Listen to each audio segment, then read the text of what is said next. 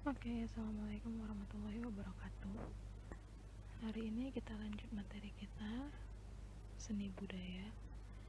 Nah, sebelum kita masuk ke materi bab pertama, kita harus mengetahui, kita harus kenalan dulu sama yang namanya seni budaya.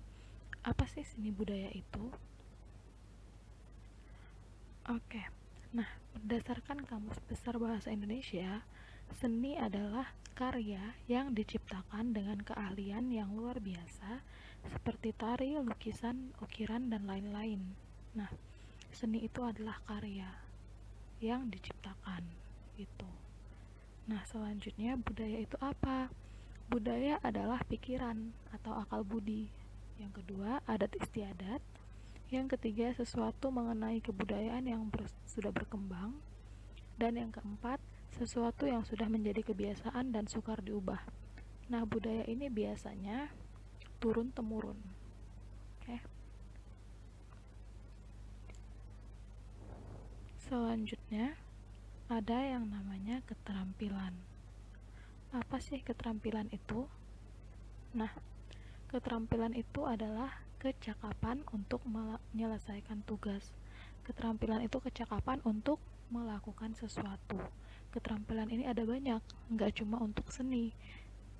Kalian bisa banyak bahasa, juga termasuk keterampilan. Kalian bisa melakukan olahraga, itu juga termasuk keterampilan. Lanjut. Nah, jadi seni budaya adalah segala hal yang diciptakan oleh manusia dengan cara hidup yang berkembang pada suatu kelompok, yang berarti mempunyai unsur keindahan yang turun-temurun dari generasi ke generasi yang akan datang. Jadi seperti yang saya katakan tadi, seni budaya itu sudah turun-temurun, ya kan? Budaya itu. Nah, jadi bab 1 di pelajaran seni budaya yang akan kita pelajari adalah mengenai menggambar flora, fauna, dan alam benda. Nah, apa itu flora dan fauna serta alam benda? Nah, ini apa yang akan kita pelajari dalam bab ini. Yang pertama, konsep menggambar flora, fauna, dan alam benda. Selanjutnya, bahan, alat, dan tekniknya. Lalu unsur-unsur menggambar, prinsip menggambar, dan prosedur menggambarnya. Nah, yang pertama yang akan kita pelajari adalah konsep menggambar flora, fauna, dan alam benda. Ya kan? Nah, ketika kalian menggambar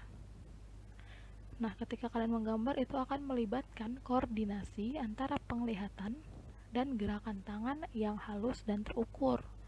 Jadi bukan gerakan tangan yang kasar atau asal-asalan, ya kan? Dan itu juga kalian membutuhkan penglihatan kalian, koordinasi antara penglihatan dan gerakan tangan. Begitu. Nah, apa sih flora, fauna, dan alam benda itu? Seperti yang kalian tahu, flora itu adalah tumbuh-tumbuhan, ya kan? Fauna adalah hewan. Nah, alam benda apa? Alam benda itu adalah istilah yang digunakan untuk menamai suatu benda yang memiliki ukuran panjang, lebar, tinggi, atau benda yang memiliki ruang. Itu yang dinamakan alam benda. Lanjut. Nah, jadi ketika kita menggambar flora, fauna, dan alam benda, itu adalah perwujudan dari gagasan berdasarkan apa yang kita lihat. Ya kan, berdasarkan flora, fauna, dan alam benda yang kita lihat di atas sebuah media dengan prinsip tertentu.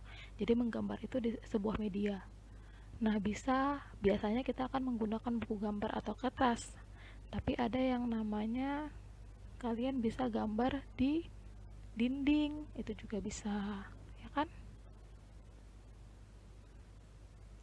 Lanjut, bahan dan alat menggambar.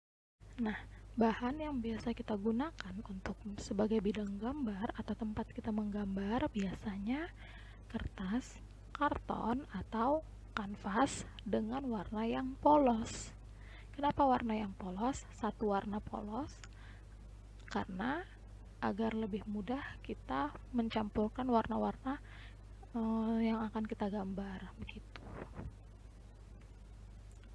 Nah, alatnya biasanya kita bisa menggunakan kuas, palet, pena, pensil warna, atau pensil biasa, dan digunakan sesuai dengan kebutuhan. Misalnya kalian mau melukis ya, kalian bisa pakai kuas. Kalau misalnya kalian mau buat portrait hitam putih, bisa pakai pensil. Nah, ketika menggambar pasti ada teknik yang digunakan. Nah, yang pertama ada yang namanya teknik arsir, mengarsir. Jadi arsir ini menggunakan garis-garis yang sejajar atau silang. Nah, ketika kalian mengarsir atau menggunakan teknik arsir ini, usahakan agar pensil kalian harus runcing dan digunakan dalam posisi tegak agar hasilnya lebih bagus, agar hasilnya sesuai dengan keinginan kalian. Nah, ketika kalian mengarsir ini, sebaiknya tidak bolak-balik. Jadi dia satu arah saja agar hasilnya lebih baik gitu. Nah, yang kedua ada yang namanya teknik Dussel. Nah, kalau tadi ketika kalian mengarsir, itu posisi pensil harus tegak. Ketika kalian menggunakan teknik Dussel ini, ya kan, goresannya pensil itu boleh miring atau ya sedikit miring lah, begitu. Jadi dia nggak tegas seperti teknik arsir. Nah, ada yang namanya teknik pointillis. Seperti katanya di sini pointillis, point artinya titik, ya kan? Jadi teknik ini menggunakan titik sebagai pembentuknya. Tapi ketika kalian menggunakan teknik ini, itu akan waktu yang kalian butuhkan lebih lama daripada teknik arsir dan Dussel tadi. Nah, karena kalian harus sabar, titik-titiknya itu kan agak bisa banyak. Ketika kalian mau membuat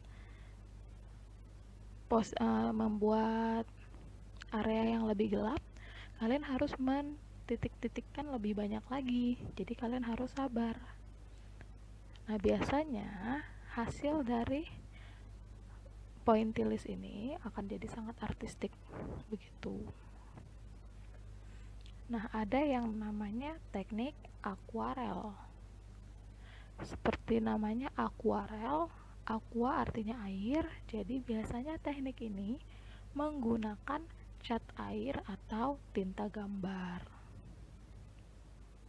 Ya, untuk selanjutnya ada yang namanya teknik plakat. Teknik ini menggunakan cat air atau cat akrilik atau juga cat minyak, tapi digunakan dengan sapuan yang tebal sampai-sampai semua bidangnya tertutupi. Jadi nggak ada kosong-kosong di bidangnya, kertasnya itu nggak kelihatan karena tertutupi sama catnya.